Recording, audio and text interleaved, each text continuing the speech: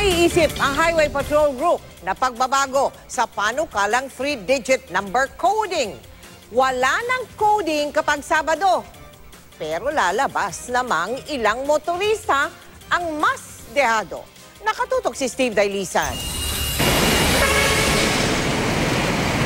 Sa panukalang 3-digit number coding sa Metro Manila ni Congressman Danilo Suarez, lalabas na 2 beses kada linggo hindi makakabiyay ang isang sasakyan. Mungkahi ring magkaroon ng coding pati Sabado.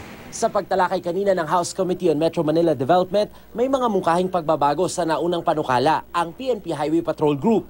Tuwing Lunes na coding ang plakang nagtatapos sa 1 at 2, coding na rin ang 3, pero sa EDSA at C5 road lang. Pero pwede pa rin ito sa secondary roads. Kapag Martes, 3 at 4, 5 naman ang bawal sa EDSA at C5. Kapag Miyerkules, plakang 5 at 6, 7. Huwebes, plakang 7 at 8, 9. At Biyernes, 9, 0 at 1 na ang ending ng plaka. Paikot lang po. Kasi kung gagamitin po natin yung 1, 2, 3 po, ay marami pong sabi natin, kaya nga tayo kumuha ng sasakyan for necessity, pero kung hindi naman natin magagamit sa ating pang-araw-araw, is useless. Pero sa sistemang ito, talo ang mga plakang nagtatapos sa 3, 5, 7, 9 at 1 dahil 2 beses silang coding. Wala nang oras ang traffic. Itong holidays na ito, instead of driving, we might dive. So let's not dive. Let's drive this holiday by coming up with a supreme sacrifice of adding one more number.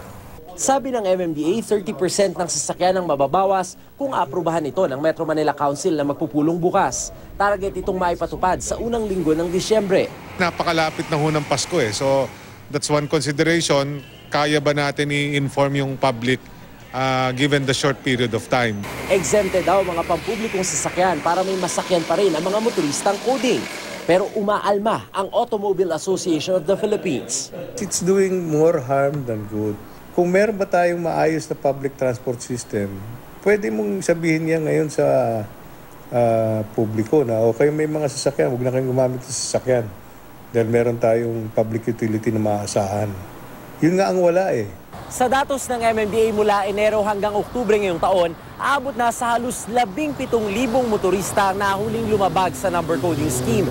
Kaya nga kabilang sa tatalakayin sa pulong ng Metro Manila Council bukas ang panukalang pagtaas ng multa mula 500 hanggang 1,000 pesos. Steve Dailisan, nakatutok, 24 oras.